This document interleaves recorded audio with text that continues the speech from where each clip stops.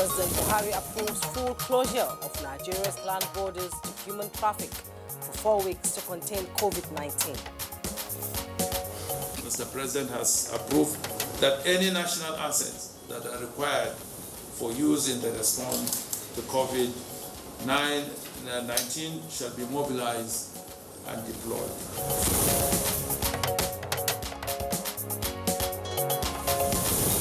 Governor Bala Mohammed of Bauchi State goes into self-isolation over coronavirus.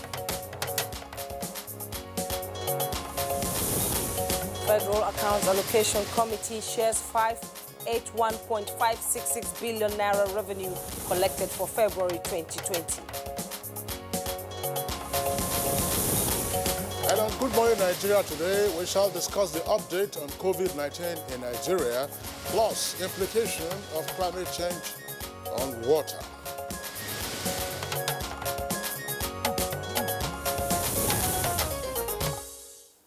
What started as the Italian man's single index case of the novel coronavirus for Nigeria a month ago appears to have taken its diverse mutation in its sequencing for the country. Kinsley.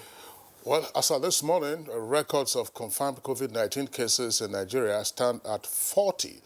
37 of them are active, 2 have been discharged, and unfortunately, there's been 1 fatality. Now, it turns out that persons have already been investigated and observed and been given treatment. But it's also the case that there is a rising curve on account of importation of the virus from those who arrived before the borders and international airports were closed. And Kinsley, there are growing palpable fears too of discussions in hushed tones, even as citizens and other residents alike are enjoined not to panic. Well, with probable cases from those who refuse to self-isolate, having returned from affected locations outside Nigeria, to others not heeding public safety, compliance and preventive measures, one question to ask is it likely to get worse for us as we battle to secure our fronts against further intrusion or even community spread of the virus? So now where should we focus our attention in the growing numbers of carriers and rapid spread of COVID-19 in the country as health platforms battle to keep the statuses negative? That is one aspect of our conversation today. Well, the second conversation will dwell on what positives we desire from a negative situation, namely issues on climate change and impact on water. And water-stressed situations and conditions are upon us, no doubt. But fingers are pointing the way of climate influence. That's right, Juma. No thanks to climate change, rising temperatures on account of greenhouse gas emissions and other forms of pollution, long dry spells, floods, and other untoward water crises would set to be on the horizon if we fail to pay the right attention. You're absolutely right, Kinsley. Our attitude and treatment of the planet today is having their consequences on so many areas of life and the endeavors, our health and well-being inclusive. All right. So while we discuss coronavirus on the one hand, we don't have to, of course, neglect other issues that have been with us for a while. And that's part of what we're talking about in terms of climate change and the challenges that communities around the world are facing with regard to water resources, and Nigeria is not left out. So how do we address the impact of climate change on our water sources? What measures can turn the tide around as experts call for the use of positives on hygiene, sanitation, water, and climatic attention? So those are the issues, of course, 2 of them that we'll be taking a look at in our conversation segment on Good Morning Nigeria today. And we welcome you to the program. As always, we are live on the network service of the NTA. I'm Kingsley Osadolo. And I am Juma Yusuf. Many thanks for joining us on the program, coming to you live on the network service of the Nigerian Television Authority, the NTA. We are reaching you live from the nation's capital, Abuja. We'll bring you our complimentary segments, which include newspaper review, business, and orders. Let's, for now, join Usman Aliu for the morning news highlights. Good morning, Usman. Good morning, Juma and Kinsley. Here is the news highlight. President Muhammad Buhari has approved full closure of the nation's land borders to human traffic for 4 weeks, as well as the suspension of Federal Executive Council meeting indefinitely. Secretary to the Government of the Federation and Chairman, Presidential Task Force on COVID-19, Boss Mustafa, announced this and other additional measures to contain COVID-19 at a media briefing in Abuja. That any national assets that are required for use in the response to COVID-19 shall be mobilized and deployed. Federal government is at the highest level engaging with state governors in order to ensure a collaborative and effective response to COVID-19 pandemic. All Abuja and Lagos residents are strongly advised to stay at home, avoid mass congregation of any kind, as well as non-essential outings. And now confirmed cases of COVID-19 in Nigeria has risen to 40 as at 11 p.m. Monday. The country records its first death in a 67-year-old Nigerian on Monday morning. As part of the update from the regular briefing on COVID-19 presided over by Minister of Health, Dr. Osagi Hanere urged the public to take self-isolation and social distancing seriously to prevent the spread of the disease. I strongly urge all health facilities to be on high alert from the state, local government, law enforcement authorities, and community leaders and private hospitals to fully cooperate and to be able to inform the NCDC through the dedicated number of any case of someone who has fallen ill and has recently been out of the country in the last 14 days or has been a close contact of someone who has been out of the country. Meanwhile, Bauchi State Governor Bala Mohammed is in self-isolation following close contact with Mohammed Atiku Abubakar last week in an aircraft from Lagos to Abuja. The governor went into self-isolation on announcement that Mohammed Atiku Abubakar tested positive to coronavirus. Governor Bala Mohammed's blood sample has been taken for clinical test. Foreign nationals dominated the largest number of passengers departing the international wing of Abuja Airport this Monday to escape restrictions to international flight operations. I thank God that I made it because it was hectic getting this flight today because it was the last flight in Dubai. So it was all thanks to God anyway. But book our ticket. Initially, we were meant to return tomorrow, but when we got to Ethiopian Airlines, they said the only available flight is today. So we had no choice because they said they were closing all the international airports. The federal government says it will not hesitate in going to extra length to ensure that individuals and groups comply with its directives in containing the spread of COVID-19. Information and Culture Minister Lai Mohammed stated this at a media briefing in Abuja. In view of the current health crisis confronting the nation, the National Mosque Management has suspended its 5-day congregational and Jumu'ah prayers and other activities in the mosque and its environs. A statement by the management of the Abuja National Mosque says the open space market and restaurants attached to the mosque are also to be closed till further notice. The statement further indicates that the suspension of activities will take effect from Monday, 23rd March 2020. The management by this notice pray for understanding and cooperation from worshippers and the general public. The Federation Account Allocation Committee has, in a rescheduled meeting, shared a total of 581.66 billion naira revenue collected for February 2020, the amount which is lower than the amount realized in January.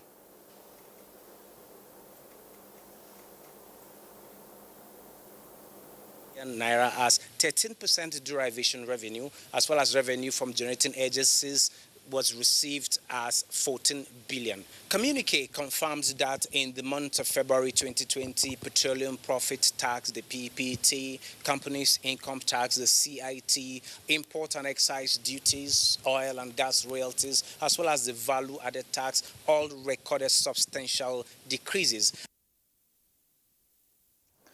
Minister of Defense Major General Bashir Salihi Magashi has emphasized the need for personnel in various national security architecture to consider the use of soft power as an effective tool for the termination of conflicts. The minister stated this in a message to the opening of this year's low-intensity tact exercise HASKBU at the Armed Forces Command and Staff College, Jaji. Some selected past or ongoing internal security operations in order to draw useful lessons for the future. We shall therefore welcome the contribution of your individual and collective agencies' experience, which are vital for the attainment of the desired peace and security in the country. And that's the news highlight for now. Good Morning Nigeria continues with Kingsley and Jummai after the break. Not so fast. Look, I'm tired. I want to check out of this country for greener pastures. Just calm down for a moment. Please sit down. Do you have a job where you're going to? No, but someone is arranging, Listen, Alinko. Checking out of this country without proper planning means one thing. Unimaginable begin. You know, I've been in the diaspora, but legitimately doing great things at home and abroad. As I've been saying, without the proper footing abroad, the risk is not worth it. Listen, Alinko, it's better to be home than be trapped abroad, or even end up in prison.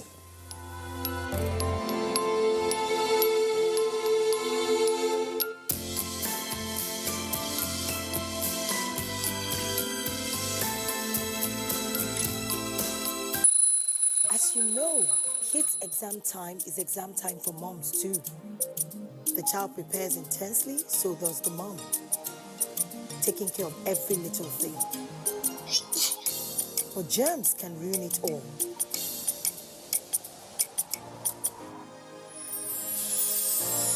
What if he falls ill on his exam day? Every single day is important for kids. That's why they need Dettol soap. It protects from up to 100 illness-causing germs. Everyday protection, everyday Dettol. 65 grams, now 150 naira.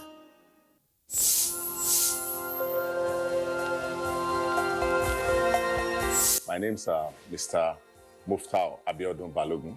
We started this business 4 years ago, and this is the production outlet where we do about 4,000 to 5,000 birds per day. With the closure of the border recently, we've been experiencing massive surge in demand. Our sales per day now is going to be between 15 to 20,000 birds. We needed to expand all avenues because of the multiplier effect it's creating. And the most interesting thing about this closure is that many of my farmers today are farmers we recruited recently, and they are young graduates. What the government is doing will lead us right.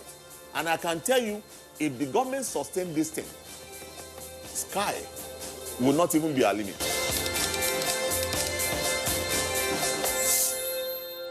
Cadbury Hot Chocolate 3-in-1, a delicious combination of rich cocoa and wholesome goodness of milk. Just add hot water to get an instant chocolatey treat. Cadbury Hot Chocolate 3-in-1. Just add hot water. Available in stores at 18 naira.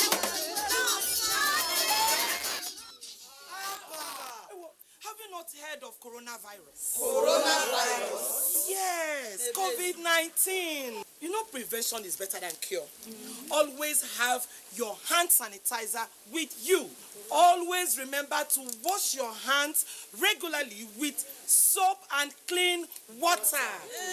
Yes. Whenever you want to sneeze or cough, you do it like this. Let's go. Fellow Nigerians, our culture encourages cleanliness. This message is from NTA and NCAC.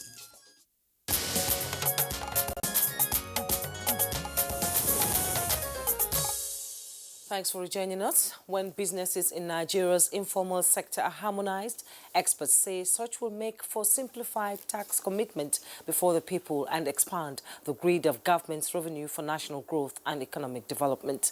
Details with Kolo Mohammed on Business News. Hello and good morning. Many thanks for having you along. The COVID-19 epidemic is compelling nations of the world to adopt smart moves so as to avoid job losses, which include handing out stimulus packages. Other countries must prepare for inefficiencies that may occur in the future. To this end, taxation must be put in order, especially the informal sector. For Nigeria, what is present is the absence of harmonization, and this has made taxation in Nigeria's informal sector almost impossible. You know, the markets, there are markets in Niger State, and there are markets, and those are agricultural markets, that people come in from different areas to come in and buy and go. Now, if all these sectors that we're talking about, we need, the state governments need to harmonize those different sectors that they have, the informal sector, and create in such a way that if it's being harmonized, that the same people would know themselves. Government, they must have some benefit from government, though. You can't just harmonize them and just say, They're doing these things on their own because they believe nothing is, is getting down to them. So they must realize that there's something that would benefit by harmonizing themselves, to government, for them to pay tax. And finally, the Nigerian equities market opened the week negatively as the NSE All-Share Index dipped. Let's now let you see how it went down.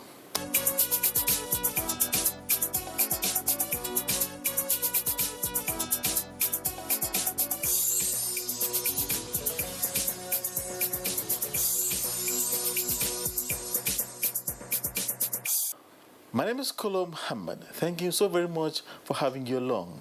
Good Morning Nigeria continues right after now.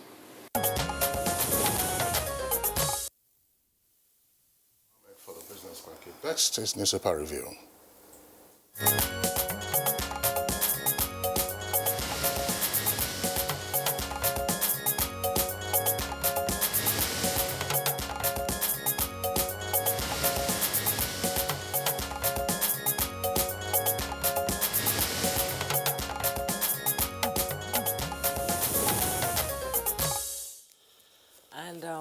Our newspaper review, our bio won't be here today, so we'll be taking the newspaper review. We begin with the Blueprint newspaper. Just by the sidelines of the Blueprint headmass, airlines, tourism orders need 100 billion stimulus package. We find that on page 34. Below the masthead, world facing coronavirus-induced recession. That's coming from a report, and oil prices plunge further. That story is on page 6. INEC suspends activities nationwide. You find that story on page 9. Stock market loses 260 billion naira. That's on page 34. And our picture story there, as COVID-19 claims first victim, ex-NNPC chief Achimugu. Nigeria partially shuts down with riders, land borders, courts, national mosque closed. Tougher measures await citizens. That's coming from the federal government. May use military police to ensure compliance. Confirms 36 cases. We actually have 40 now. Bauchi governor in self-isolation. And Niger State imposes curfew. Ebonyi bans burials and weddings. That story is on page 8. And lawmakers must submit self for airport screening. That's coming from the presidency. All that story on page 6 and 8. Kano National Assembly members back Emir Ado Bayero hail Ganduje. You find that story on page 9. Ex-head of service Oyo Ita gets 100 million naira bail.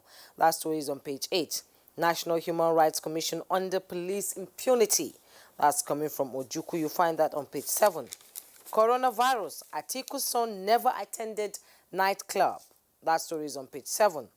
Troops kill 48 terrorists for oil attack on Nigerian border. That story, you find it on page 5. All right, so let's take a look at the Daily Sun. The stories are virtually similar to what Juma has already read from the Blueprint newspaper. There's an earpiece beside the nameplate. It says Governor Bala Mohammed in self-isolation. over contact with Atiku's son, and former Vice President clears air on son's case. Details on page 6. Now, the late story, as Nigeria records first death amid case rise, that's the kicker. Coronavirus, total lockdown begins. That, of course, is misleading. We don't have a total lockdown yet. Yes, it's a partial lockdown that the lockdown, country is actually. having, not a total lockdown. Land borders shut for 4 weeks. FEC meeting, that's the Federal Executive Council meeting, suspended till further notice. CJN, that is Chief Justice of Nigeria, closes down courts with the exception of very urgent matters or matters that are time-bound. Government orders federal civil servants to stay at home. That's to say those civil servants from grade levels 1 to 12. Not all federal civil servants have been affected by this directive. And federal government may draft military and police to enforce no mass gathering order. And cases, according to the paper, hit 300,000 globally, and they're attributing it to WHO, where the figures are well over 340,000 right now. Then below the photograph there, it says military to continue fight against insurgents despite COVID-19 pandemic. That's attributed to the defense headquarters. Military to continue fight against insurgents despite COVID-19 pandemic. And 462 million naira alleged fraud. Ex-head of service, Oyo Ita, 8 others docked. Get 200 million naira bail, pages 4 and 5. ASU begins indefinite strike over IPPIS and breached agreement, that's page 12. And federal government tasks Southeast on economic diversification, details on page 40. You know, Kingsley, I have the bill here in the Blueprint newspaper is 100 million, and that one says 200 million. Well, or is it collectively? It's collectively. Yes, that's what brings the figure to 200. 200 What million. it was 100 million naira for her, the former head of service in terms of the bill that she got. I think that the governor of Bauchi State has done the right thing by going into self-isolation, and it is to be expected that his closest aides and those who also came into close contact with him would also take the same measures of going into self-isolation. He just launched the 250,000 housing unit, and it was all over the papers, and I'm sure a lot of people were around that area. I wouldn't know when he launched that, but that was the day before yesterday, I think, or so. The day before yesterday would have been Sunday. No, I think it was Friday or Saturday. No, well, he had the contact with the case, involving Atiku's son. Not in this case now. Okay. The case involving Atiku's son, while he was on a trip from Lagos to Abuja, and that was at the weekend. So he couldn't have launched the housing project in Lagos. So presumably that was subsequent. I'm not quite sure what has played out. But he's done the right thing, and the thing is to also observe there are persons who have gone into self-isolation and have come out of it. But the case voluntarily. Yes, the case of the first fatality. The Italian. In terms, we're going to have our experts, here in the studios to discuss aspects relating to this. But it is quite clear that it's gone down now as the first case. They said he returned from the UK, where he had been undergoing treatment, for diabetes and cancer. So he had underlying medical conditions, and as the experts have often stressed, it is persons who have the underlying conditions that are most at risk of the virus. But the question to also ask is, all right, for his family members who were with him upon his return, was he in self-isolation? What is it that you find now around their own premises, so that, if they take the required steps, then the consequences might be better managed. Yes, it can be better managed. And then the Atiku sons, I think that came up yesterday. So many stories going around it, but I think it just ended. So, well, the family has clarified it. I mean, there were all kinds of allegations that he went to a nightclub or a lounge. He went to Juban service, and he didn't take the requisite precautions. But the family came out to clarify that, setting out the dates, of his return and the steps that he took, debunking all of that. So that's part of what you find with the social media. Yes. People trying to make it a political capital out of this issue, or otherwise just going ahead with misleading stories. That's very significant.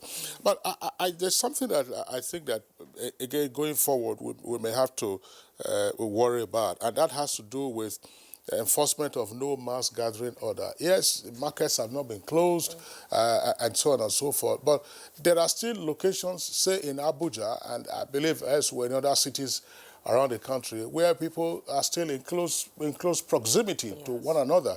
I mean, there's a place, for instance, near the headquarters of the Federal Ministry of Works and Housing, where these daily paid laborers normally would gather. Yes, nobody's saying that you should go and disperse them because there is no total lockdown yet. But I think that the campaign should be taken to such locations so that they spread out where they are, spread out. I doubt if they have toilet facilities in that place in the first instance. I don't think so. But they mass around, one another, and then you then ask yourself, I mean, if you're having this sea of heads here, every day, looking for their daily living, of course, what might likely happen. So the thing is not to disperse them, because, I mean, as I said, there's no total lockdown here, but to advise them on the need, to spread out so that they are not closely packed together, which could be very fertile ground for the transmission of the virus, assuming, it gets into such an environment. Yes, and I see the economy is getting a hit again. 260 billion naira loss in the stock market. Well, that's a lot. That's part of what we have been seeing around the world. I mean, there's no business. Everything is shrinking, as it were. Should I say coming to a standstill? No, well, not exactly yet, but things are shrinking. Things are shrinking, and we are seeing what is happening in Italy, what's happening in Spain, and other European countries, and also particularly the U.S., which has now recorded over 540 deaths, arising from the coronavirus. So it's a very serious issue, and all persons, should take this most seriously. Yes, and the British Prime Minister came out yesterday and said there's a total lockdown in Britain for I think it's for 2 weeks or so before, so that, well, it's a difficult situation the world is facing now. It's not just Nigeria, and I believe more education and awareness should be out there. Not just radio and television, like you were saying. These people that come out to look for job at the Ministry of Works, junction, are they aware? Do they know the dangers of coronavirus? I don't think most of them know about it. That's right. So I think there should be more education, more awareness out there. Kesley? All right. So I think that's basically that does it for our newspaper review. As you said, the main issues, relate to COVID-19 and what steps are being taken. But it's significant that the military have also stated that they will continue the fight against the insurgents, COVID-19 notwithstanding. And I believe the insurgents are not immune to COVID-19 too. Yeah, then of course, certainly. I mean, they have no immunity against that. Well, ASU has begun their indefinite strike over IPPIS and breached agreement. They are lumping two issues together. First, it was that they won't be part of IPPIS. Yes. They would design their own template. I think they had some negotiations over the period of the warning strike. Whatever became of that wasn't quite clear. I read one report that said they needed some months, to further develop the template that they were providing, rather than that of IPPIS. But you are going on the strike at a time that institutions have been closed. Yes. Primary, secondary, and tertiary.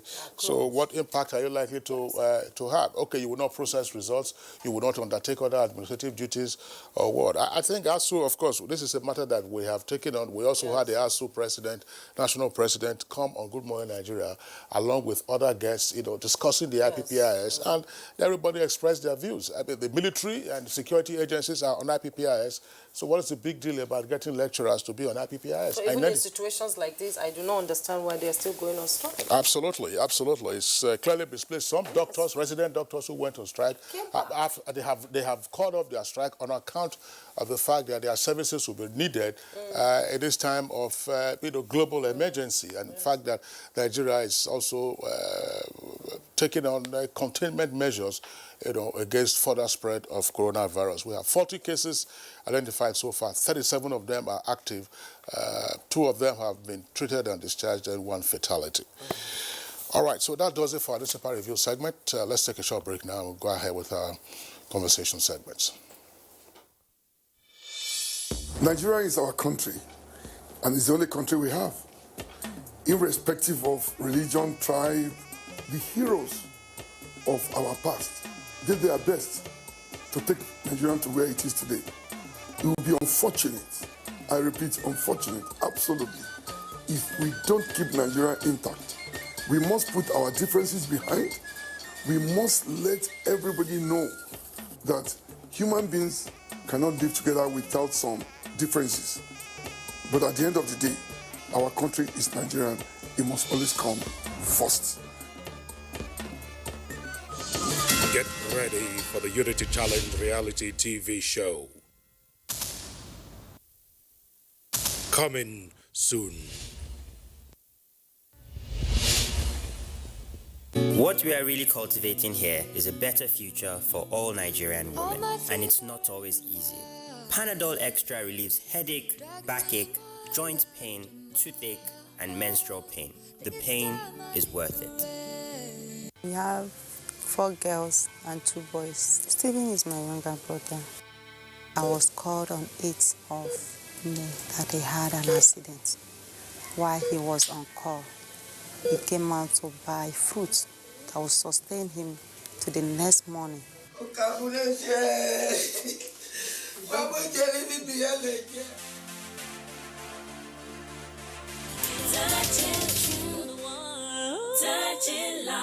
The coronavirus, also known as COVID-19, has been declared by the World Health Organization as a global pandemic. While clinical trials are ongoing for a vaccine and a possible cure, there is no known treatment for the coronavirus. Nigeria has recorded some of these cases, and people are advised to take these preventive measures to keep themselves safe and contain the further spread of the virus. Wash your hands frequently with soap and water, or use hand sanitizers all the time. Maintain social distancing. Avoid touching your eyes, nose, and mouth. Practice respiratory hygiene. If you have fever, cough, and difficulty breathing, seek medical care early. Do not panic. Stop the spread of unconfirmed news. Follow the official government news outlets and report all cases immediately. This message is brought to you by the Nigerian Television Authority, NTA, Africa's largest television network.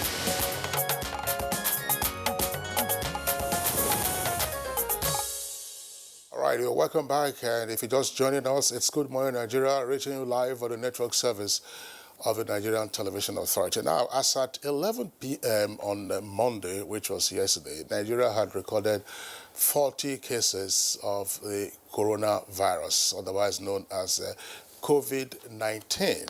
Now, 37 of those cases are said to be active, 2 have been discharged, and there's been 1 fatality. And that first fatality, of course, was reported only yesterday as well. So, the country, starting from 1 index case of the Italian, now has recorded 40 cases. What is it more that we need to do and to even understand the circumstance of the numbers that are growing, as we have seen from other areas, other parts of the world? In Asia, Europe, and the US, once you have a case, then the figures begin to multiply, often in geometric proportions. But Nigeria, of course, has undertaken various containment measures. And we're having guests with us this morning to discuss this issue in further detail. Once again, let's welcome regular guests on matters of this nature, Professor Abdulsalami Nasidi. Professor Nasidi is a former Director General of the Nigeria Center for Disease Control. He was with us last week. Of course, he is also the Provost of the College of Medicine at the University of Africa in Bayelsa. Professor Nasidi, pleasure to have you again on Good Morning Nigeria. It's a pleasure. Thank you. All right. Also here with us in the studios, we'd like to welcome Professor Alashle Abimiko. He's a professor of medicine, virology, and immunology at the University of Maryland in Baltimore. And she's also executive director of the Institute of Human Virology in Nigeria. That's based in Abuja. Professor Abimiko, pleasure to have you with us on the program. Thank you. It's a pleasure to be here. And just, of course, before we started this segment of the program, I had asked her when last she was in the U.S. and said it was in November 2019. Why did you ask that question, Kiss? Well, you know, just... to keep distance. Just to make sure I'm quarantined. Yes, and joining us via Skype from Lagos is Dr. Francis Adedayo Fadiole, good to have you join us. Good morning, Nigeria.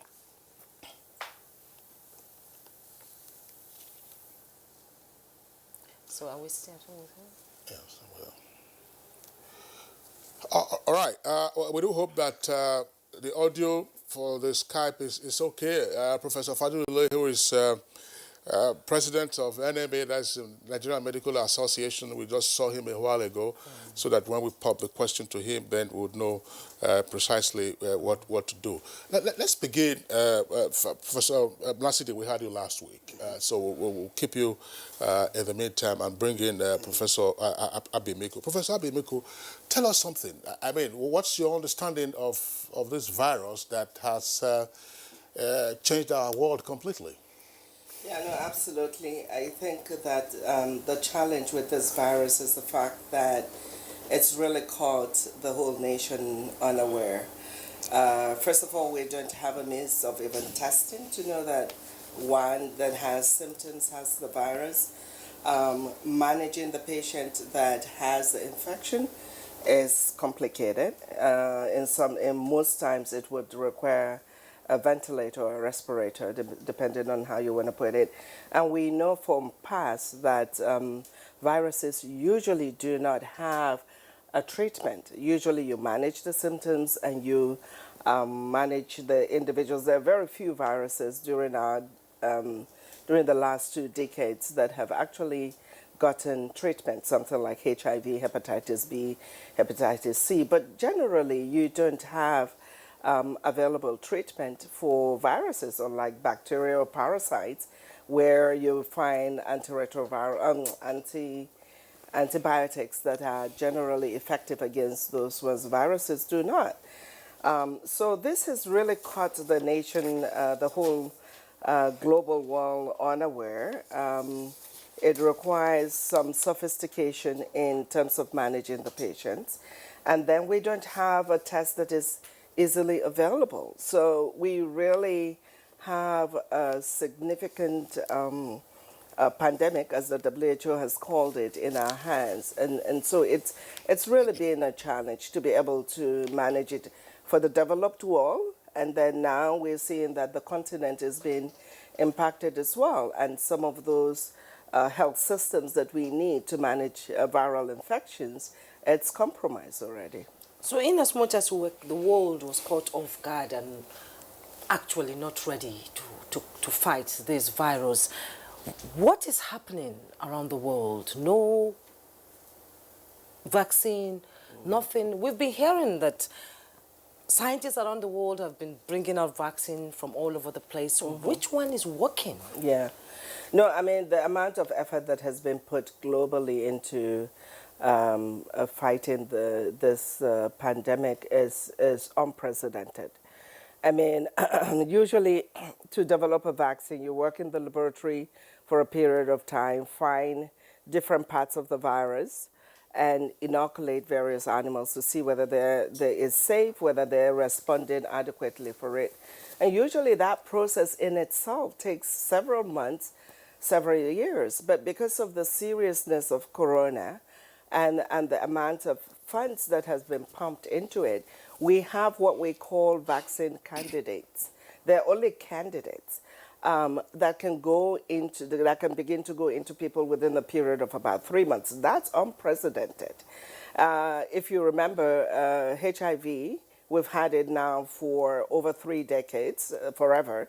We still don't have an effective vaccine against HIV, but it took scientists several years to be able to go out in the field and even begin to test candidate vaccines against HIV over several years to do that. With corona, within 3 months, we have various candidate vaccines that can go into people. So that is now being tested for safety, for the appropriate immune response. And before we know whether it's effective or not, it's going to take another 9 months or 1 year, and then it can go into people. So we're hoping that this is a wave of infection that comes and goes, because if you have an intact immune system, you should be able to fight viral infections, and that once we get an effective vaccines, it will protect populations to come. But for now, we really have to do what we've been asked to do in terms of social distancing, washing our hands, making sure that we protect individuals that are vulnerable with underlying diseases, and that we protect ourselves as well. All right. Thank you very much, Professor Abimiko. Sure. Let's go over to Lagos, where we earlier saw the president of the NMA, Dr. Faduile, joining us via Skype. You can see him there on the right side of your screen. Dr. Faduile, give us your impression of what's playing out in Nigeria. I mean, for about a month now, since the index case arrived from Milan in Italy, we have seen a gradual climb to 40 cases and 1 fatality. What is it that you are watching? Well, thank you very much. I think it is important for us to know that after the index case, we have so many other cases that came into this country through those who were infected from outside this country. And by and large, it would have been nice if we have been proactive by ensuring that our borders were closed earlier so that we can contain those cases. The transmission from the index case had abated. Those that we have in recent time are those that also emigrated to Nigeria with those diseases. As it is, Nigeria needs to now contain, since we have done the proper thing to do by closing our borders, we need to contain the transmission from human to human. And the process of containing it has a lot of,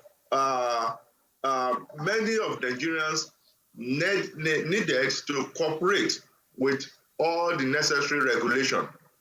As it has been confirmed, the social distancing is still about the best way of containing the spread of this disease. But we must state that, as it were, we need all hands to be on deck, and we need the government to do the needful. For example, Lagos State, which is about the epicenter of where the infection is now, has gone ahead with serial lockdown of the state. But I think we need to do more by making sure that we contain movement. Our markets are still opened. The transport system, though they are trying some 1 or 2 things, the transport system is still far not given those social distancings. And we have other areas that have not been covered.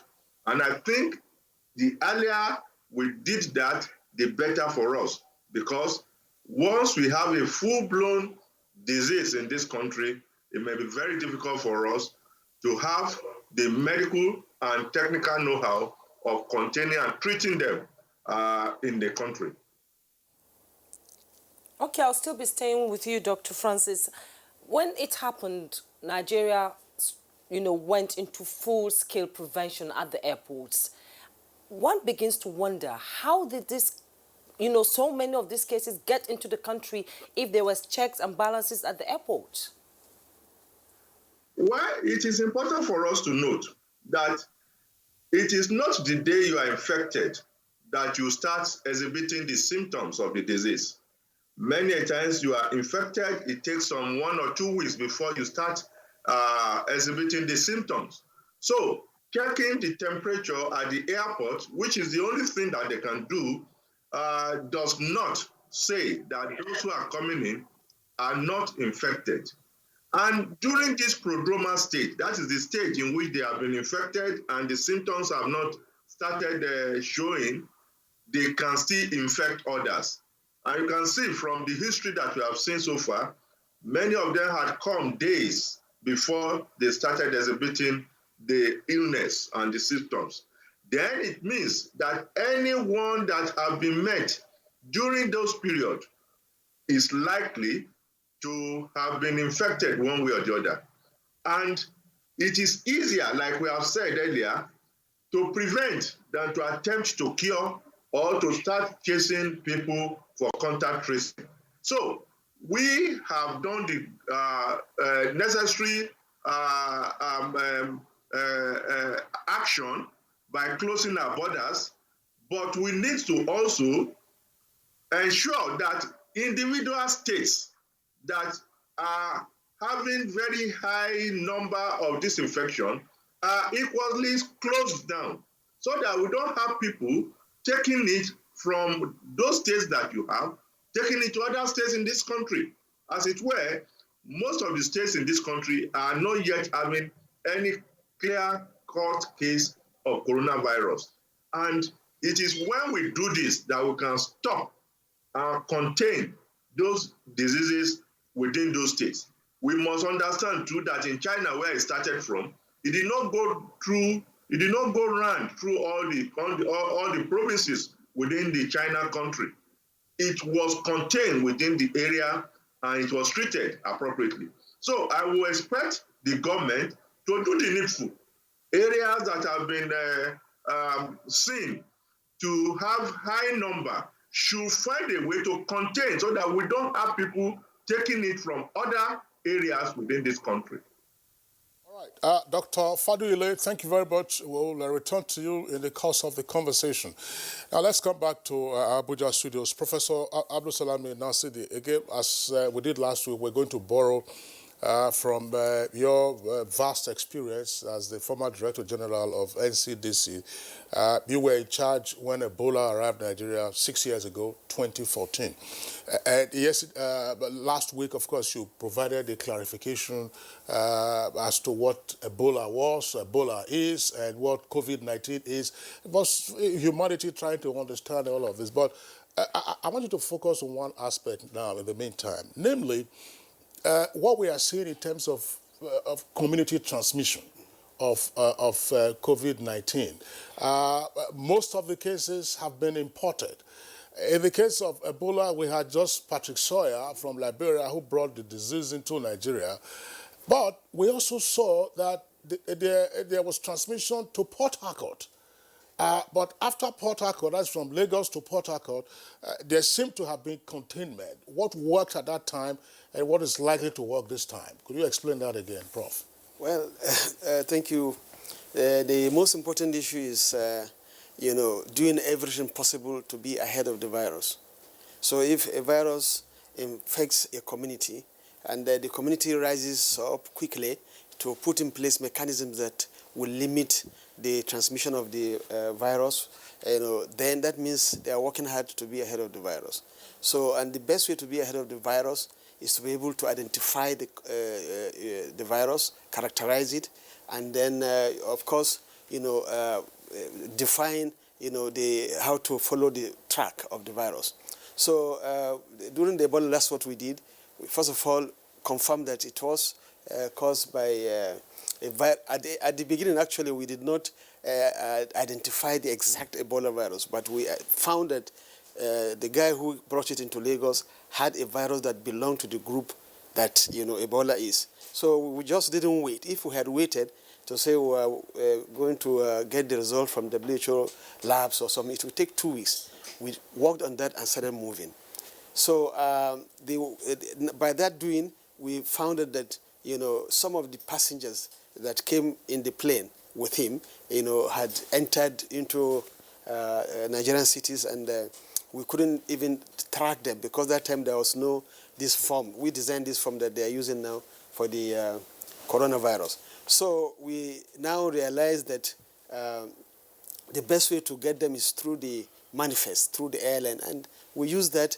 We got almost 89% of those passengers within 3-4 days. So that helped a lot, so we could track them.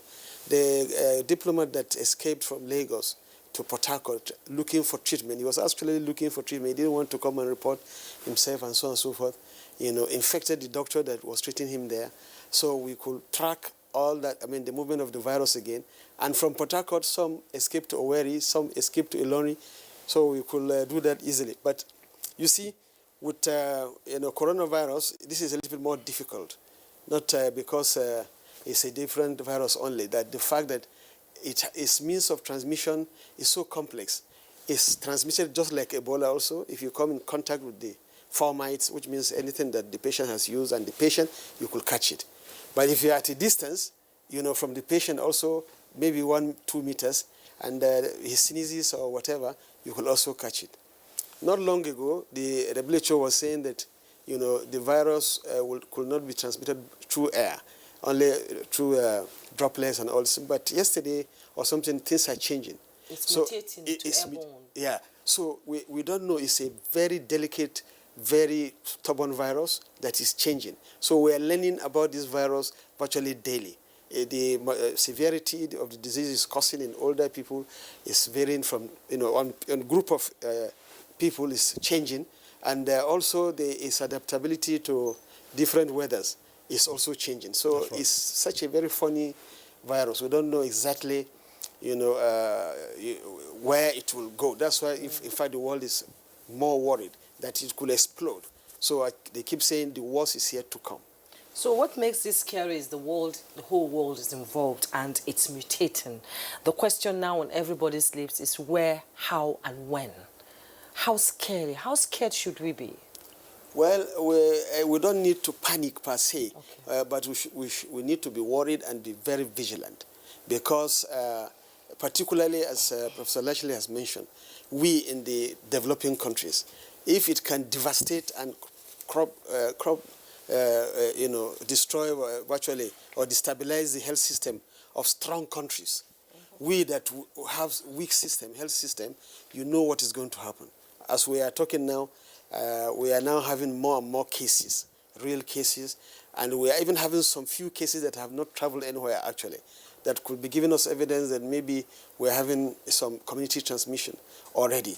So if you look at the state of our readiness, all our treatment facilities, except one in Lagos, do not have up to 70% of what is required to say this is, a real isolation facility. No respirators, or if they are there, you can't say you have a treatment facility that has only 2 or 3 respirators. If it is transmitted by air, it can explode. You remember last time I came, I said it took Italy to move from 3 cases to 16,000 in just 3-4 weeks. Sure. So if, God forbid, bad thing, this explodes. So if you have a treatment isolation center that has only 3 or 4 respirators, you will have hundreds of people online that will be requiring artificial respiration because, we don't know yet in Africa what percentage of those that come in contact with this disease will actually go into severe acute respiratory syndrome, which means by the time they reach that stage, only artificial respiration can help to prolong their life, and maybe some of them will survive. So we need to have all these facilities there.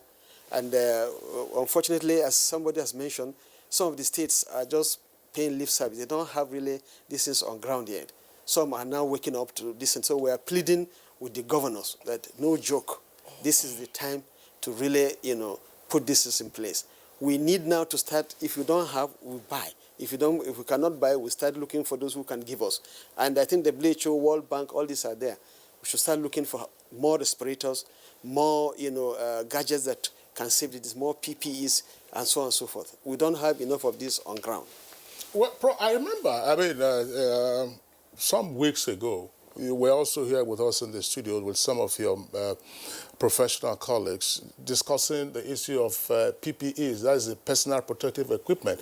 There was one new equipment, PPE, that came out that, could, on its own, disinfect, if any germs landed on it. This was well before the outbreak of coronavirus. But I just, for the benefit of our viewers, we keep hearing, respirators. Are these the same things that we know generally as oxygen mask? Well, it's not. When you are going into operation, you have these ventilators, artificial machines that take over your breathing. Your breathing, yes. So those are respirators. Okay. So you have the surgical theater respirators that are standing, are huge. The anesthesiologists put you under. Now you have the emergency response respirators.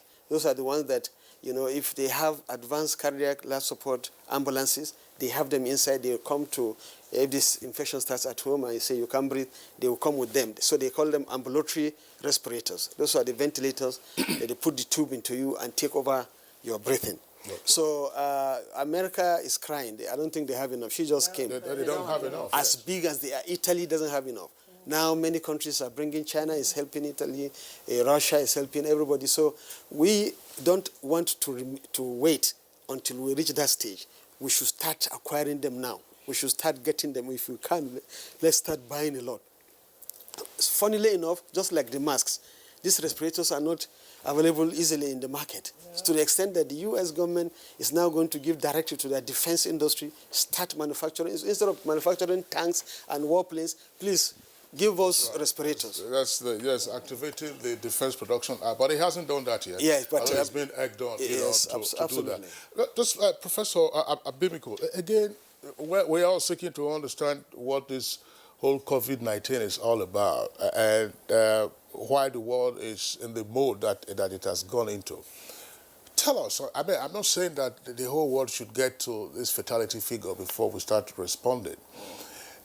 Usually, the common cold, which is known as the flu, takes down thousands of people in the U.S., for instance, every year. I mean, one of the figures we have for the 2018-2019 cold season, over 60,000 people died in the U.S. So far, the U.S., I mean, as at last night when I was watching one of the networks, the U.S. had recorded some 541 cases in terms of persons who have died. And the world, of course, hasn't recorded the number that I mentioned just now in terms of fatalities arising from the flu. So if 60,000 or more die, you know, from the flu, say, in the 2018-2019 season, and we haven't had such numbers this year, why is the world, you know, in this overdrive, you know, against COVID-19? Right. No, absolutely. I think that's a really important question. And I think the way that coronavirus has crippled the whole nation, even as Professor Nasidi was saying, even developed nations don't have enough ventilators and respirators to use for their people. So what chance do we have in Africa? I mean, do we have manufacturers that we say, you know, because obviously even the governors are competing among themselves in the U.S. So we can't compete with U.S., we can't compete with Europe, but do we have local manufacturers, for instance? What are we doing with our private philanthropists, for instance? Can they come and support us in all of this? So coronavirus is quite different from the flu in the way that it has crippled the whole nation. First of all, there are these numbers of asymptomatic individuals. So individuals that carry the virus and that are able to control the virus with their immune system, but they're dangerous to the rest of the individuals that have underlying disease. And then the second part of it is that those people with underlying disease that have corona require the sophisticated medical handling. You know, which with flu, you and I would stay in bed, take Tylenol, you know, for a little period of time and then come over. And you know, sometimes when you talk about the amount of deaths as a result of flu, we're not done with corona yet. And if you look at the situation in Italy and Spain, it's really scary. If you look at the nations, I mean, Italy and Spain, Italy with the numbers of people that are infected there have over 6,000 deaths already. I mean, almost half of the people, or a third of the people that are infected actually succumb to this virus and death. So you can see the difference even among these nations in terms of those that have the medical know-how, the health system that can manage these patients well, having fewer deaths than those like Spain and Italy that do not have a very strong health system. So for us in the continent of Africa, it's really scary. But like Professor Nasidi said, our role now is not to panic, but we must take it seriously. The shutdown that has happened in Lagos, it's a good thing that has happened. But, you know, we have about a couple of months that this thing started in China. That was the time that we would have looked within ourselves and said, well, do we have enough respirators? Do they have isolation units? Even up to now, what are the governors doing to make sure that there is arrangement, there is that kind of arrangement? What are we doing nationally to bring the experts together, to bring the brightest minds together and say, tell us, how can we look inside and begin to deal with this? We can't look outside. Is it too late? Is it too late? It's not too late. But we've got to start today. We've got to What start you're saying today. is we should take politics out of the fight against COVID-19. Absolutely. We need every single hand on deck. Professor Nasidi has already said it. Right now, as we stand, what we have that you and I can really do effectively is social distancing, because we do not see the isolation word. We do not see the kinds of experts that should come together and use all of the infrastructure within the country. So, for instance, the U.S. government has spent a significant amount of funds building infrastructure in the country to support HIV. We know some of those platforms can help us address corona, maybe in the testing. How prepared are we? Have we started having that discussion? Are we negotiating to make sure that we can bring those tests to the country? Because if you can bring the test in and test people, then it limits the number of people that you can use your fragile health system to really treat. So the people that are identified with the infection can move and get them. I just want, Juma, I just want to stick with Professor Abimiko. You talked about the possibility of, shall we say, repurposing HIV testing platforms that had been funded, by, say, the U.S. government. How does that work out? Where are those platforms located? You say you're not having that discussion yet. Who should take the lead in the conversation of repurposing these HIV platforms that could be used for testing for COVID-19 virus? Yeah, I think the discussions have started, but it needs to move really fast.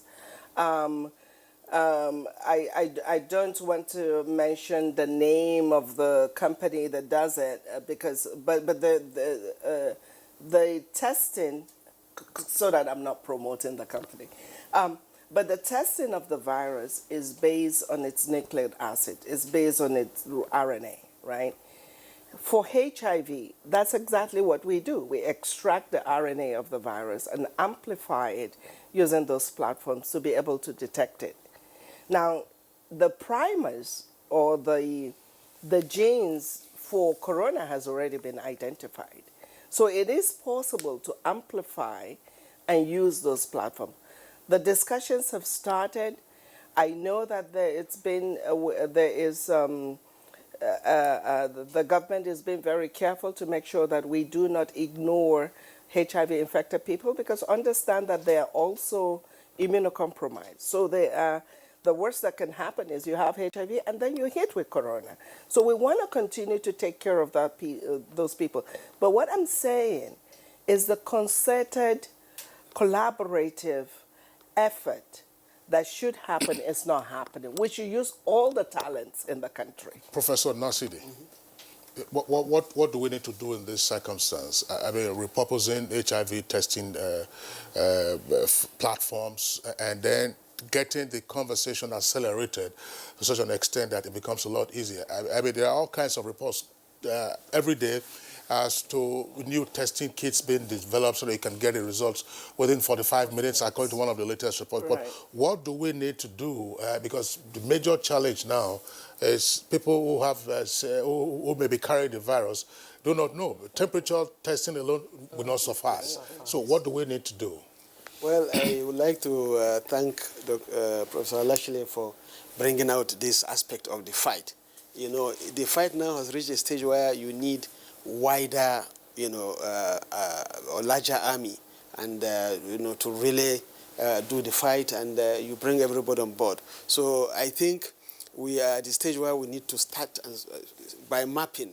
Let's map the location of all the labs that can do any DNA, RNA diagnostics, and I can assure you there are many, not only in the health sector. For instance, the Ministry of Science and Technology, they have biotechnology labs, bioresource labs that are so sophisticated you can't believe it.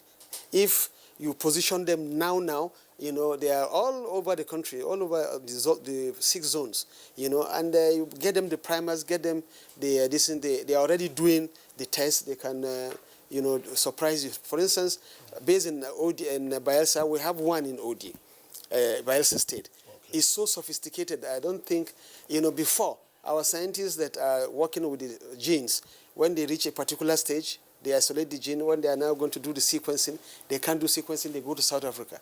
But when I went to Bayelsa, I found this laboratory. I realized they don't need to go to South Africa.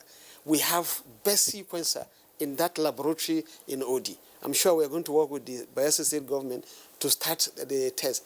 That is, science and technology for human. Can you believe that Ministry of Agriculture, under veterinary services, they have sophisticated laboratories also that can do these tests in Jos, in Vom, in many places in the country. So we need, just like she said, we are now at the stage that we volunteer. We were just talking outside, so we volunteer to go into the field, to work for the nation. We are not going to say because we are in government, we are not in government. No, anything that we should do to protect the vulnerables. When you now sit down and check who are the people at most risk, for this infection, you will see that it's the people that are compromised immunologically or with hunger and so on and so forth. And we have large of such people in our business. So networking, coordination, and provision of the wherewithal. That is the reagents, the kits. But the last one that we should praise Nigeria for is those who will do the tests. When we are establishing the NCDC, we made sure that it's not the buildings that will form the NCDC, but the personnel. So we have a program which we call Nigerian Field Epidemiological and Laboratory Training Program. So we have now provided Nigeria with more than 400 experts with MSc in this area, in the epidemiology, in laboratory science, and so on and so forth. And so they are ready. We have people that can easily be mobilized. So we don't need to import experts for now. We can use, let's look for and harmonize our resources. So those N-Feltep diseases are there, are available. And I'm happy that even they are now, increasing the number of intakes, to get this longer. So we have the manpower, we have the labs, we have the, we don't have the kits. And if we don't begin mass test, we wouldn't know how many cases we have. These 40 cases we are saying, multiplied by maybe factor of 10 or even 20. So if you have to go to, according to epidemiological, what do they call it? So it is when we start those mass testing that we shall know exactly, or start following how many real cases we have. This is what happened in the US.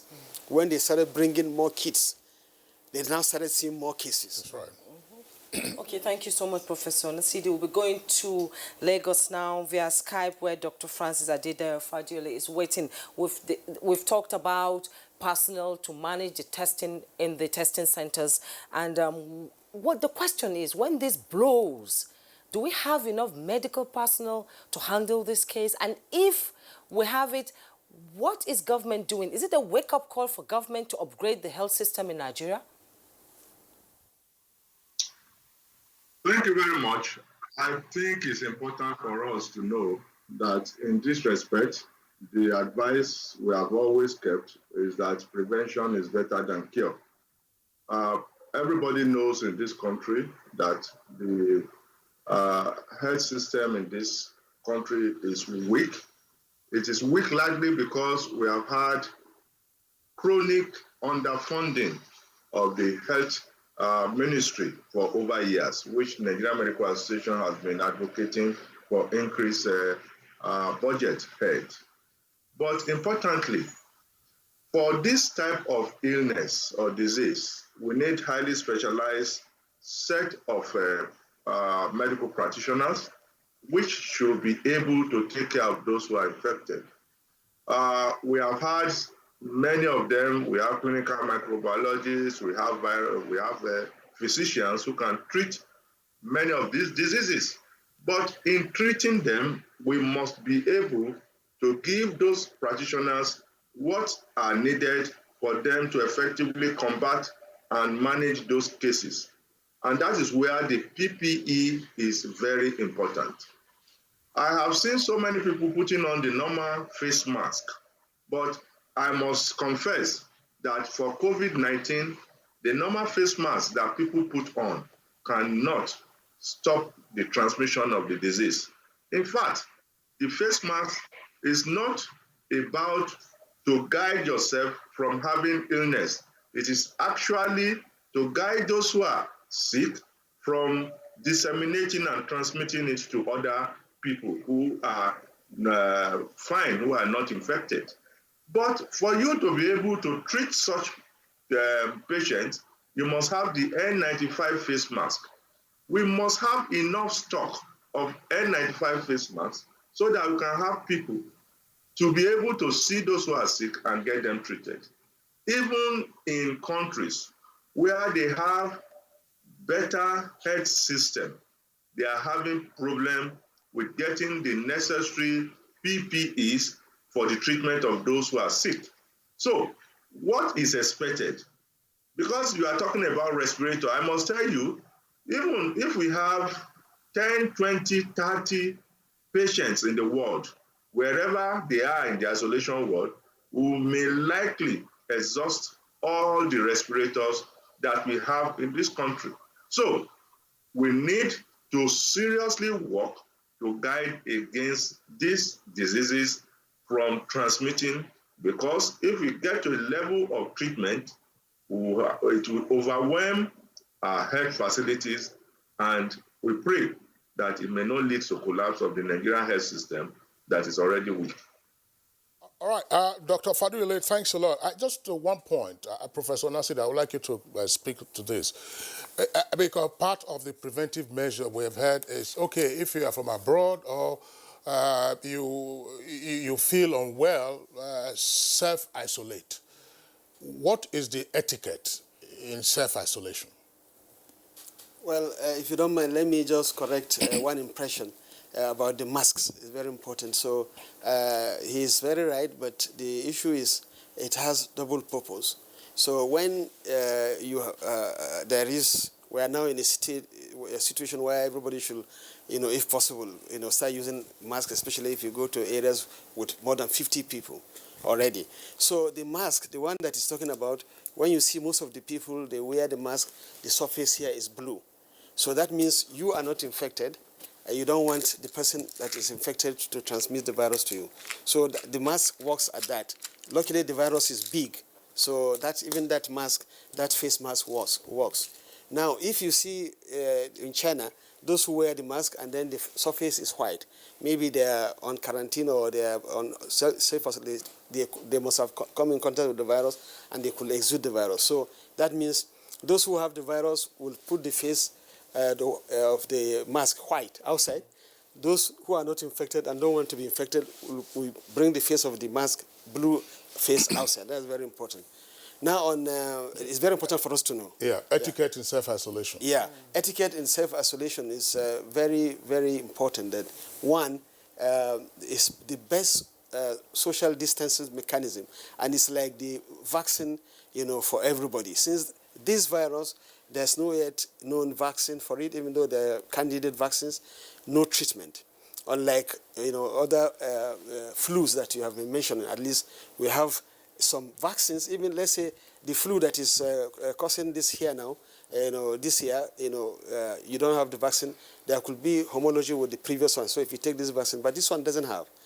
Now the etiquette is that you must be honest. You must follow the rules and don't do 50-50 like in discipline. You say you are self-isolating and really you are still going out, to meet people or this and so on and so forth.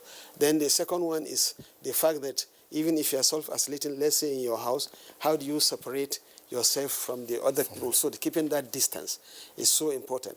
Then the third one is constant decontamination within the place you are self-isolating, because you are exuding the virus in droplets and in air. So it's not just washing your hands and all this thing, but decontaminating the whole house constantly. So it's very important. Okay, Slee. We thank you so much, Professor Abdulsalam Nasidi, for your inputs. It's been a pleasure having you. Thank you very He's much. the former DG, Nigeria Center for Disease Control. And Professor Alashe Abimuku, I hope I got it right, Professor of Medicine, Virology, Immunology, University of Maryland, Baltimore, Executive Director, International Research Center of Excellence, Institute of Human Virology in Nigeria, in Abuja. Thank you so much for your input. Thanks for having me. Yes, thank you so much. And Dr. Francis Adedayo Faduele, that is the President Nigeria Medical Association. It's been a pleasure having you on the program. Thank you so much for your input. We'll take a break right now. Our next topic of discussion, climate change and water, will be coming your way after the break.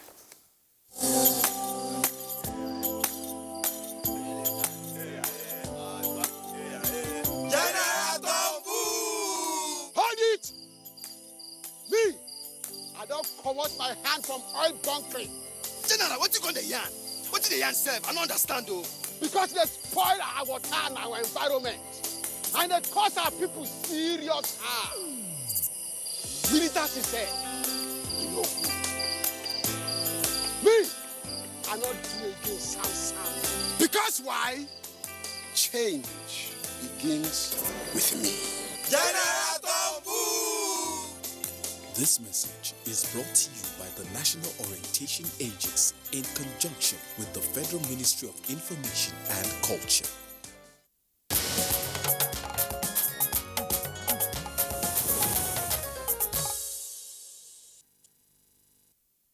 You are watching NTA, Nigerian Television Authority. For more information and news updates, visit our website at www.nta.ng,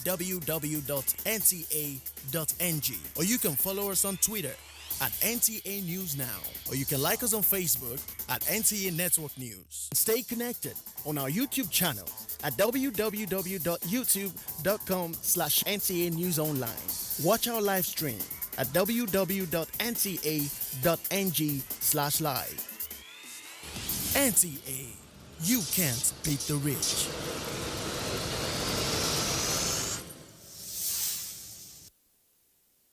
You're welcome back, and as a prompt for our conversation, Oyeyemi Ajayi brings us this background report.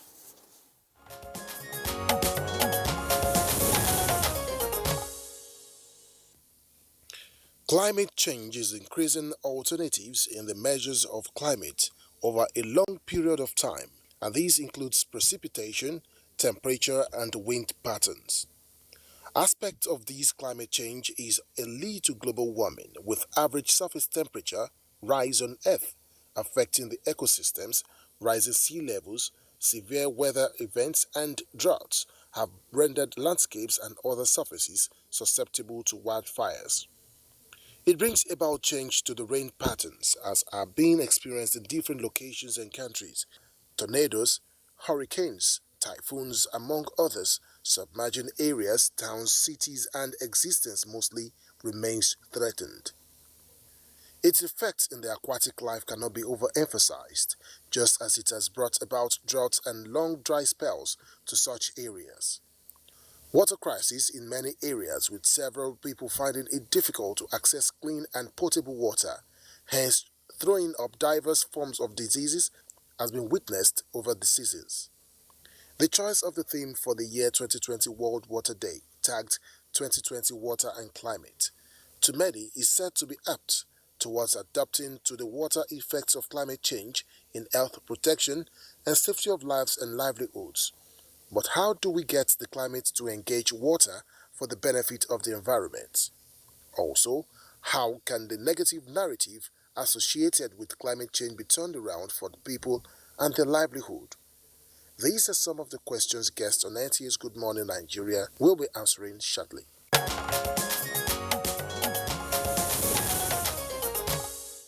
All right, many thanks to Yemi Ajayi for that background.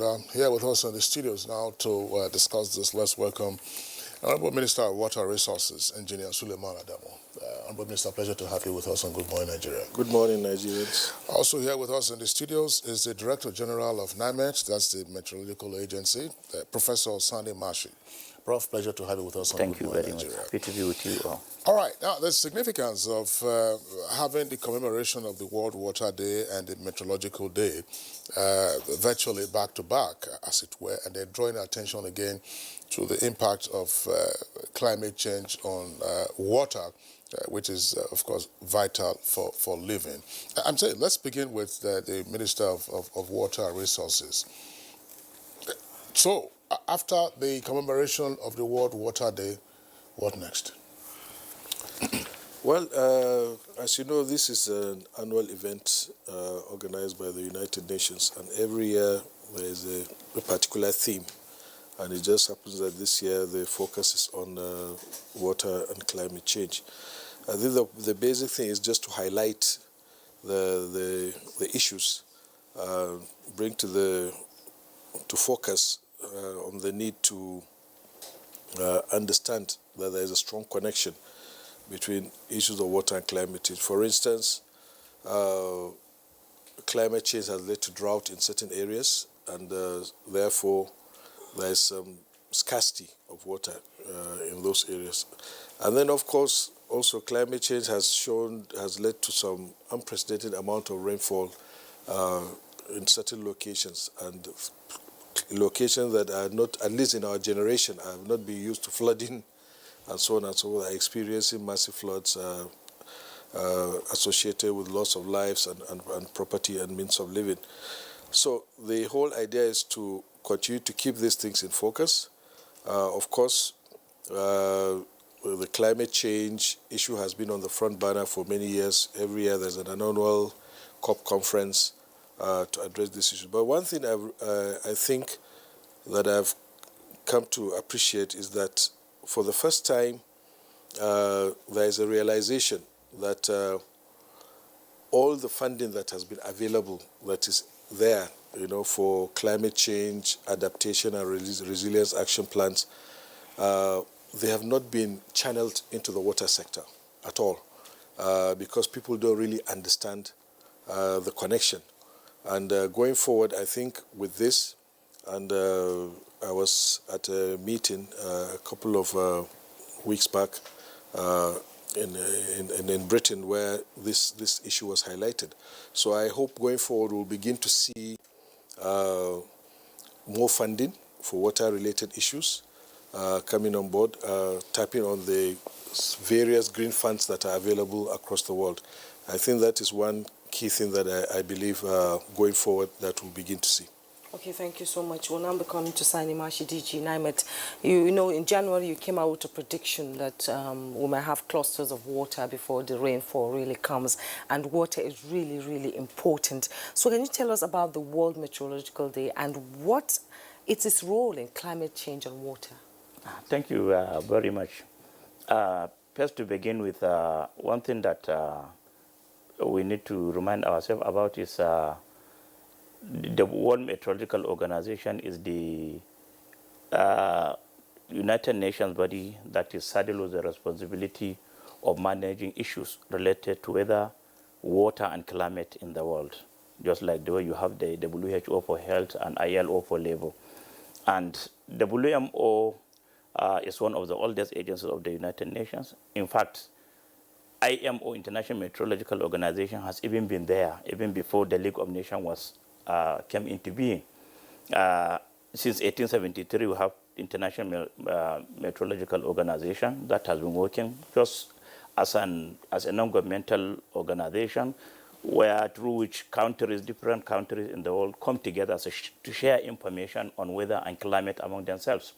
But precisely in 1950, the convention for the WMO was ratified by the nations. And the following year, WMO was adopted as one of the agencies of the United Nations. So that is why every year, 23rd of March, every year, this day is celebrated with a specific theme. And this year is very, very particular. It's a very spectacular year, being that WMO is 70 years old now, because it came into being in 1950. And because World Water Day was to be celebrated on Sunday 22nd, and WMO Day is supposed to be celebrated on Monday 23rd.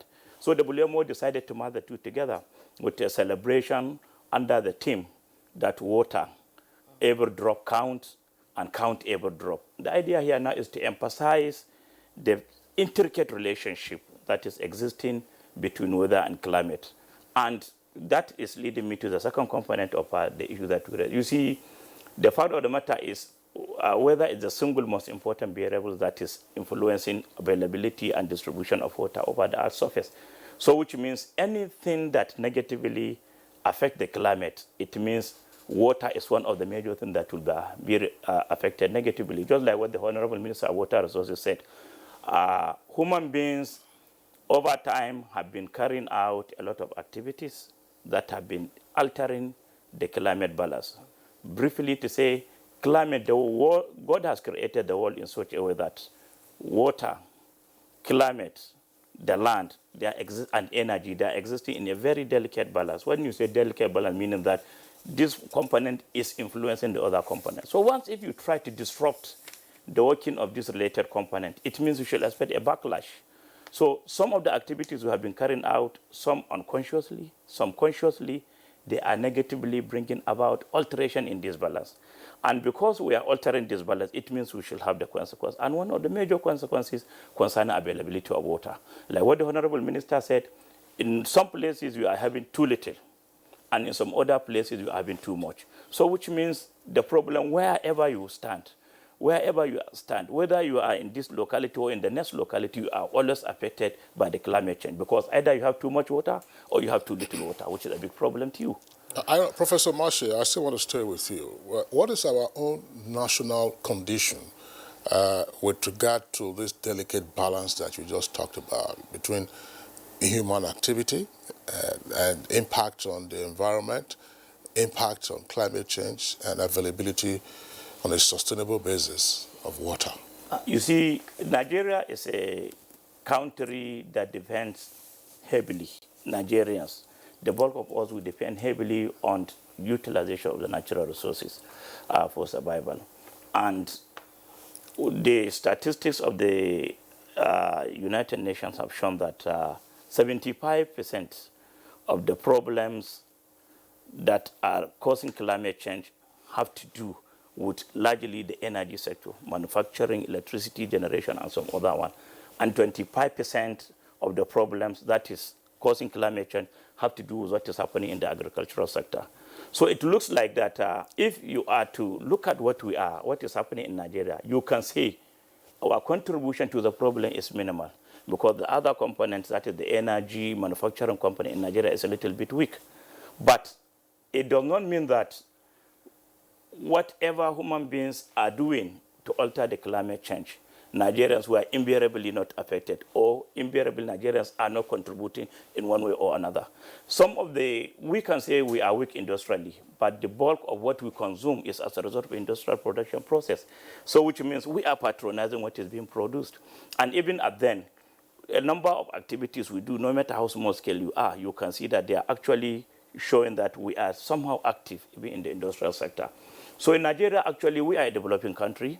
Our contribution largely is viewed from the angle of contribution from the agriculture. What are these contributions that we are talking about? Like I said at the beginning, the climate is a system existing in a delicate balance. The atmosphere is designed by God to comprise of a number of components which are known as gases, principal of which carbon dioxide, methane, nitrogen oxide, and so on. So the issue is, when we do activities, through farming, for instance, when we apply fertilizer, we are releasing methane. When we burn our litter on the ground, we are releasing carbon dioxide. When we apply nitrogen fertilizer, we are releasing nitrogen oxide invariably. So through this way, we are now added to the concentration of these gases. These gases are absorbing the heat. And when they absorb the heat, they make the atmosphere to become warmer. And when the atmosphere becomes warmer, it means naturally we also become warmer. The warming of the atmosphere means the atmosphere is hungry. Hungry atmosphere means atmosphere will take more water. So as we are losing water, because when we sweat, we lose water. When plants, they are heated up by sun, they lose water. They call it transpiration. So whenever this water goes there, the atmosphere is hungry, it grabs it. When it grabs it, it means so there will not be enough water for condensation to take place. That is what is largely accounting for the problem of drought we are seeing, which, like we said during our prediction, even during rainy season, we have incidences of those kind of problems. This is the scenario we are having right now in the country. Yeah, very dire situation, actually. Coming to the Ministry of Water Resources, access to clean drinking water is not a privilege. It's actually a right, and most immediate, threat to human health. As now we're looking at COVID-19. There's so much discussion about COVID-19, washing your hands and all that. If there's no water, how does that happen? Well, thank you very much. I think this is a very serious situation. And if you followed some of my conversations in the last 4 years, you would have noticed all the efforts that I've been making and my ministry has been making in trying to bring to the attention of state governments, especially on the need to invest more in water supply. I always want to make this point. The federal government is not responsible for providing water in your taps.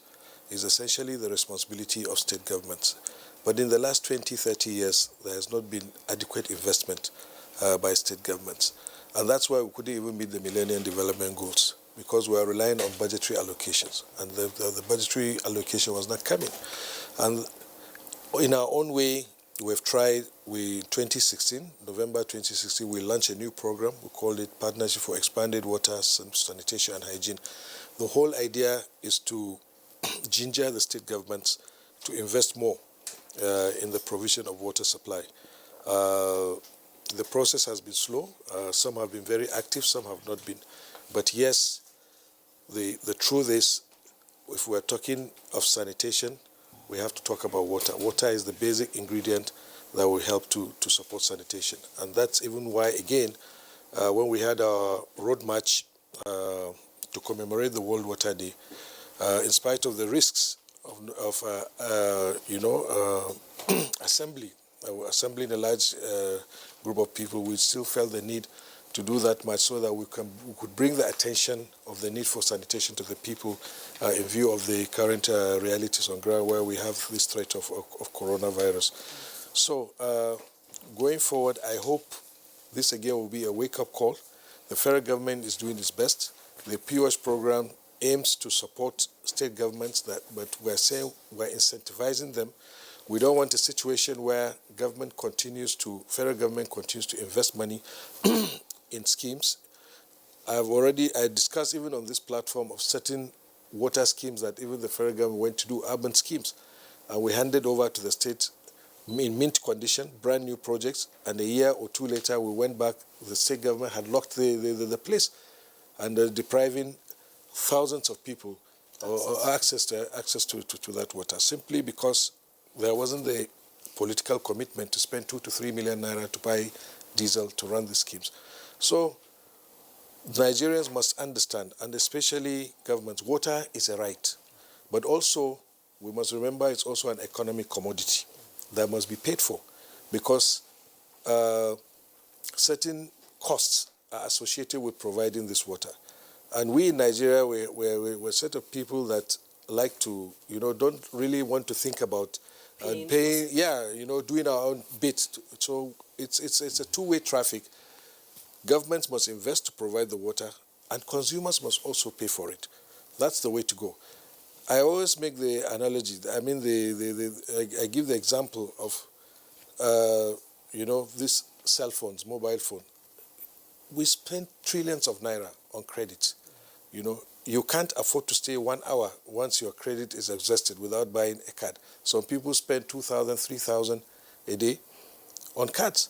But if you bring them a bill of 1,000 naira a month to pay for water, which is the most basic ingredient of life, they don't want to pay. So it's a two-way traffic, and we must understand the importance of water is the most important commodity around us. 96% of our body is made up of water. creation came from water. So we can't be paying lip service to water. Well, we can't be paying lip service to water, but we do hope that our lip service of the past won't catch up with us as we are struggling to prevent, further transmission of COVID-19 around the country. Because when they say wash your hands regularly, the implication is that you have to have running water. There has to be a tap. It's not that say wash your hand regularly and you go and put it in a bowl or in a basin or in a finger bowl and you wash there. Another person will come and wash the same thing. Before the virus will be in there, obviously, and then one person will handle the edge of the bowl, the virus will go along with it, and so on and so forth. So there are huge lessons. I mean, the more we discuss different aspects of our national life, the more we see the wider implications of what we need to do in terms of key aspects of governance, the key deliverables, from governance. I mean, Honorable Minister, you've been here a number of times and we've talked about reticulation, getting water to the citizens. That isn't the responsibility of the federal government. You provide bulk water and then, in our urban centers and even semi-urban areas, potable water is a major challenge, and even water for industrial use is a major challenge. But I want to stay with you and then take you back to a point you made earlier with regard to funding of climate change activities or mitigation measures, and why water appeared to have been under the radar. Why was this so, and what is the new thinking? Well, first of all, the whole thing about climate change, all this discussion and discourse and decisions has been driven by the major polluters. And some have had a clear conscience over time to understand that polluter pays. And they've resolved that they need to do something, they need to pay back for causing all the problem associated with global warming. But there are some, as you very well know, that still don't believe in it and have even kind of withdrawn themselves from the agreement that was reached in Paris. For instance, the United States. I mean, there's no need to make any pretense about it. So they are the countries that, for them, all these things like water is not a problem, so it's not an issue for them. Water is an issue for developing countries, not for developed countries, because they've been able to manage to distribute water and things like that. So that's why it's not been, I think it's not registered in the back of their minds. But now, thanks to NGOs and civil society organizations, there's been a wake-up call. Like I said, I was in an event, an organization that is headed by the Prince of Wales in the UK, and they have been able to bring this out now, that look, all these things you are attending to some other things, but the real issue is water. So gradually they're coming back to realize that, okay, as far as especially developing countries are concerned, the key issue is water.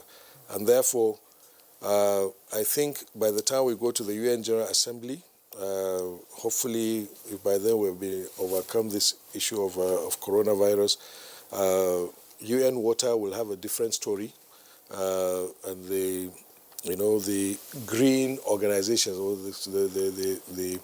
the climate change promoters and so on, I think we'll now begin to have a rethink about the need to fund water, because everywhere for the last 4 years that I've been in office, or 4.5 years getting to, and all the international events that I've attended, and whether in Africa or around the world, the key issue has been funding water projects. And I think in the course of all this thinking, now they realize that, look, there's a lot of green funds going around.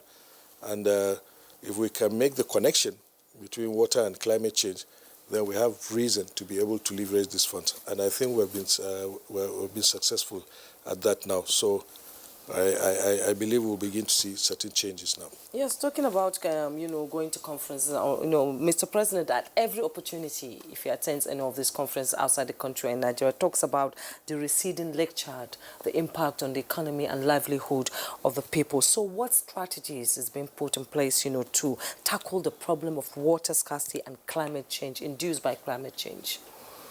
Well, I mentioned like this green fund, but we ourselves in our own countries we need to invest more. We need to understand that it's a top priority business. I always like to quote the Minister of Health, Nigeria's Minister of Health, because we have an interministerial committee, and he always says, "Look, if we can deal with water and sanitation, 50% of my problem is solved." And so most of the common diseases are associated with water, so we need to do our own bit. The issue of Lake Chad, again, is part of the problem. So it never sank with the international community that look, this water, this issue of climate change and water they're related. Whenever the president talked about Lake Chad, the international community was more concerned about the security issues, not really the issue of the livelihood of the people. But we're doing our own bit in our own way. We had a conference in 2018. We have a direction of where we want to go. Yes, again, we need a lot of funding, but I know some funding has come for adaptation programs and resilience action programs, but it's not enough. We are talking of a situation that climate change is seriously devastating that region. The lake is we're losing it very fast. I don't know, I'm not a soothsayer, but if you look at hydrological trends, and I'm sure DG NIMED will also understand what I'm saying, with that lake we could find it that it's no longer exists in the next 50 years with the way things are going. Yeah, Yes. Professor Mashi, I mean, we know that the Lake Chad is one of the most important bodies of water for Nigeria and indeed contiguous countries. But while you want to speak on that, I want to draw you back to your presence in the studios much earlier this year when, after the launch of the annual rainfall prediction, you gave your advisory and all of that. But, in the light of what we are seeing now, everything is COVID-19 now. People are just wondering, has the weather pattern also changed? Is the rainfall pattern also responding to all of it? You know why I'm asking? Because climate change and water, which has to do with rainfall and so on and so forth. You must have seen this yourself. There were satellite maps being shown on the screen indicating, for instance, that in parts of China where there had been a lockdown, for some weeks, you can see that the discoloration that used to be the evidence of heavy pollution had changed. Where you had a lockdown in China. And of course, Italy is one of the world's industrialized powers. Italy is in lockdown mode. Spain is in lockdown. Portugal, Germany, and France, and now the UK. So, are you going back to to your board to read your to read it and see what the party might have on water, Prof? You see, the thing is, human beings, we have to survive. And for us to survive, we have to undertake a number of activities. And some of the activities we are undertaking out of necessity are aggravating our problem. In our effort to solve certain problems, we are creating other problems. This lake chart we have been talking about, the downward trend started in the 70s. And incidentally, in the 70s, that was the time when we started damming the river, the main hydrological system that is feeding into the lake chart. They had the Jama area and other. Okay. So precisely in 1974, the then emir of Hadejia was quoted as saying the land around Hadejia was dying. He was using literal sense. The land around Hadejia was dying as a result of construction of a dam called Tiga Dam. Tiga Dam was constructed in 1973. So in 74, he was quoted. Within 1 year, that the land was already dying. So the issue is, we constructed dam, we constructed Tiga Dam, and so many other dams, particularly in response to the drought events that we witnessed in the 70s, 71, 72, running to 73. So we constructed dams in order to solve problems. And gradually, the dams we are constructing have been decreasing the flow of river toward the flow of water toward that particular area. And the climate also is not helping in the sense that we have been witnessing downtrend, both localized and regionally. Localized because the part within a drainage basin, the climate is relying on water that is coming from different parts of the drainage basin, coming from the stream, coming from the crops, coming from the little stream that are there. So when you dam, it means you are like restricting the concentration of water towards one place. So which means the amount of evaporation that you require for rain event to be formed within the drainage basin are reducing. So it's like what we are doing is we have tried to solve one problem and we have created another one. So this exactly is the scenario we are facing. And human beings, we can't stop working. We can't stop living. We can't stop undertaking our activities simply because we want to save the climate. So the idea here now is we have to now go green, meaning that whatever we are doing, we should do it in such a way that it will not jeopardize the climate. For instance, now in water resources, when you are pumping, when you are purifying water, whatever, all activities you are doing to ensure water supply, you rely heavily on energy. So when you are relying on this energy, where is the energy coming from? If you don't have renewable energy source, and you are renewable sources of energy like hydro, for instance, or solar are not available, then it means you have to go to thermal. So which means every day for you to pump water, you have to burn fuel. You have to burn charcoal and so on. So which means while you are trying to provide water, improve access, you are now aggravating the problem of climate change. So what you need to do is you have to always try and see how we can balance. If we are not doing that, then it means we are trying to solve another one, we are invariably doing a lot towards creating another problem. I asked the question about COVID-19, lockdown, absence of industrial pollution, and how that might impact, the climatic conditions going forward. I mean, as I said, China was in lockdown. It's only now that Wuhan is just rousing from a sleep. Germany, UK, and Italy, and most parts of the U.S. now. You're seeing the states up. California, which is 5th or 6th largest economy in the world, already in lockdown mode. What is this likely to have in terms of impact on climatic conditions and possibly on the availability or otherwise of water? Those of us in climate management, we are actually happy. I'm sorry to say this. We are happy with the way things are happening in the world now. They are forcing people to stay and stop abusing the climate. Because you don't need to know climate science before you conclude that China is a problem to the world. Whenever you go, in fact, particularly late afternoon when you go to Beijing, you will see that the visibility, when lights are on now, you can see the fog. When you go to New Delhi, almost every city you go in China, because you see that China, they are ruling the world. How they are ruling the world is because of accelerated production system. When you look at this studio, a bulk of the items we are seeing in this studio are made in China. So the issue is, what is happening is sad, but us in climate management, we are really happy with what is happening because those that are causing the problem, they have gone to sleep.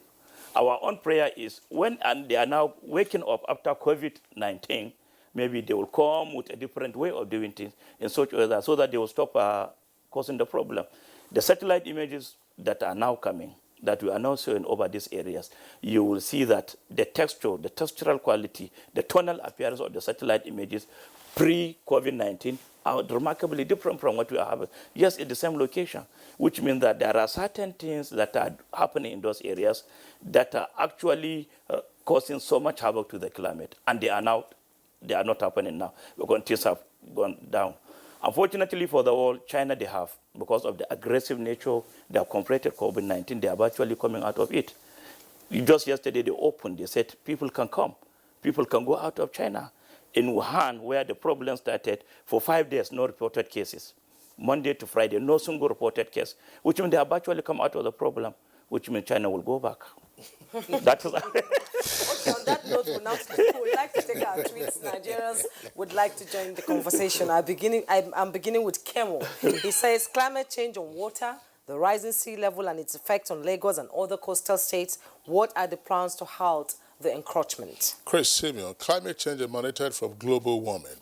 According to climate experts, the main effect of climate change is the destruction of water and precipitation. And Mike Ayako tweets, climate change is real. Empirical example is 2019-2020 winter in USA that recorded less than 5 snowy days. Implication of this change is not only on water, but encompassing, and that is why we must be ready to face any challenges that will result from there. On the effect of on water, the relevant regulatory agencies should live up to their responsibilities to avoid any catastrophe and devastating developments as a result of these unforeseen circumstances. To be forewarned is to be forewarned. Daily Jack Solomon says, what's true for business addressing climate change and its water impact is also true for all segments of society, from government agencies to water utilities, farmers and residential water users. Every sector must prepare for climate risk, especially as it relates to water. And David Mike Torungwa tweets, there is the urgent need to check the indiscriminate drilling of boreholes, especially in our estates. An estate with 1,000 houses means 1,000 boreholes. Also, water harvesting is key to reducing flooding and increase access, especially in rural communities. Comrade Ngala, climate change has serious implications for rainfall, especially in the northern part of Nigeria, where deforestation and desertification are high. Yes, and Law Alpha C tweets, climate change as a result of global warming has affected water cycle, giving rise to volatile floods and shrinking of lakes and reservoirs. I go to Bashiru now. Another important area of concern has to do with the sinking of boreholes all over the place. Please ask your guests, what are the implications? Is it a ticking time bomb? And Akeju Olagbaju tweets, I believe we're talking on sustainable use of water resources. The CC has most negative impact on these and is a threat to human survival. The good news is that science keeps on evolving, new management and adaptation strategy and tools to cope, and we must rise to the challenge. All right, Honourable Minister, let's get your take one more time on the emerging linkage between the impact of climate change on water and therefore how to get the globe to mobilize resources to water. What are we looking at in terms of our own national consideration? We have a lot of bulk water sources, as it were, but we also have challenges with managing some of those bulk water sources. For instance, desiccation of those water sources. But we do know that our primary challenge relates to reticulation and indeed maintenance of these issues. So is this likely to be our focus in terms of what might be playing out in getting global attention on the linkage between water and climate change? Well, you know, the point is we just need to invest money. That's just all. That's just the bottom line. Our population is growing. We have schemes, especially if we are talking of municipal schemes that were built 50 years ago or so, some much more than that, some since colonial times. Imagine the population then and the population now. And so it's not big, whatever has been invested, we've been investing, is not commensurate with the growth in the population. And we've not been maintaining the existing infrastructure to the point that at least we maintain it at installed capacity. So you find out that even where we have the structure, the capacity is down and the population is rising and there is no investment. So it's just to continue to invest, and we'll continue to hammer this on states. Federal government will continue to do its bit. We've come up with so many incentives, even for urban schemes. We have said any state that has an urban scheme can come to federal government where federal government is ready to support up to 30% of the cost of that water scheme. In a lot of cases, federal government in the past few years has built schemes, provided the bulk water in terms of dam, built the treatment plant, and just asked the states to do the transmission and the distribution. And the dams have been there. So like you said, some have started silting up. I know of a brand new treatment plant, about 100,000 cubic meters per day treatment plant in the city or provided, installed by the federal government along with the dam for the state to take it. And the plant is almost 10 years old now. It has never been operated, brand new. So by the time you now, after 10 years, you want to operate it, you are going to have to change a lot of things because, they have not been in operational conditions. So I think bottom line is political will must be there. Look, a lot of things have been done. Even the point, taking to the point that the president declared a state of emergency on water, sanitation, hygiene, all that is supposed to be a wake-up call. We had statistics that showed that in 1992, 30% of Nigeria's population was enjoying pipe-borne water. As of 2050, it had dropped to 7%. If that is not an alarm for people, then I don't know if that is not enough to alarm people. And that's what led to the president declaring a state of emergency on the water, sanitation, hygiene sector. But still, we'll continue to do what we can. But the federal government cannot be in every community. It's not even primarily our responsibility. We can support as much as we can, but the states need to do the needful, and they need to invest a lot of water and stop spending money on other things, on vanity. Let's start with the basic building blocks, and water is number one. Okay, thank you. All right. On that note, we'd like to thank our two guests who've been with us in this segment of the conversation. Professor Sani Mashi, Director General, LIMEX, thanks a lot for being with us. Good morning, Nigeria. And Engineer Suleiman Adamu, Honorable Minister of Water Resources, we'd like to also thank you for being with us. Thank you. Okay, so that's it for us today on Good Morning Nigeria. We'd like to thank you for tuning in. We're back tomorrow, same time, 7 o'clock in the morning. Until then, have a nice day. But do not forget, if you have been asked to stay at home, it's not a holiday. You stay at home and take care of yourself so there's no community transmission of COVID-19. I'm Kingsley Osadolo. And I'm Juma Yusuf. Remember to stay safe.